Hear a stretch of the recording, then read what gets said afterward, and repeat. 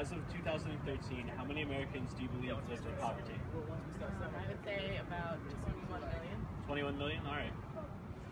I think about 13 million. 13 million? Yeah. All right. I'd say about 11 million. All right. We can break the cycle of poverty. People and nations can rise into prosperity. Despite the cruelties of our world and the ravages of disease, millions of lives can be saved if we are focused and if we work together.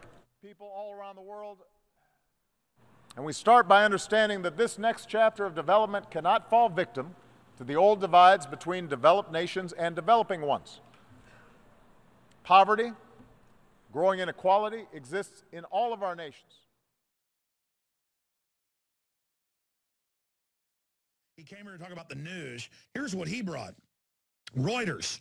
World food prices jumped 10% in July. World Bank. Boom. That's hyperinflation, folks, not just the droughts.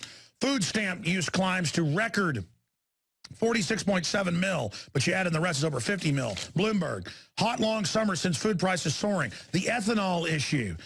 Record numbers entering poverty. I mean, this is just the beginning. Steve Shank, we're going to break here in about 3 minutes. We're going to come back with us. We got so much to talk about here today. What is your message in 3 minutes of what's coming up? I mean, why did you want to address people here today? Very simply, Alex, we've got a situation where food is becoming very literally the road to Rome. In other words, everything leads to food. When they've got trouble in the Middle East, when we've got oil prices going up, when we've got embargo possibilities, all the oil issues, we've got ethanol. When people are looking at their gas pumps and seeing 10% ethanol, that's your food going into the gas tank. Yeah. And so what we've got is a situation where food is becoming the currency of the present. It used to be that food was the way that you measured someone's wealth. Now we're struggling to pay for the gas in the gas tank primarily because the ethanol that was touted as being a means by which we could keep the gas prices down. Corn is so expensive to make the ethanol out of that it's actually boosting the price of petroleum up.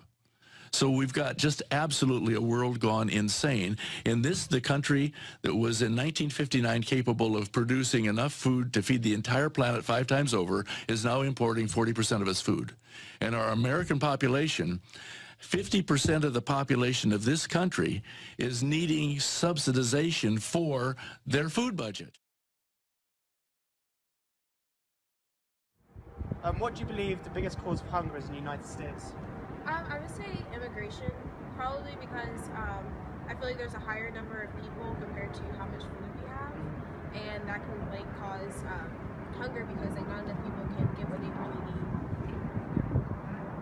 I think that the prices of basic goods or food that everyone needs to buy are going up, and the income in the United States or the amount that people get paid isn't increasing with that, so it makes it a lot harder for people to afford basic food items like milk and bread and eggs and stuff like that.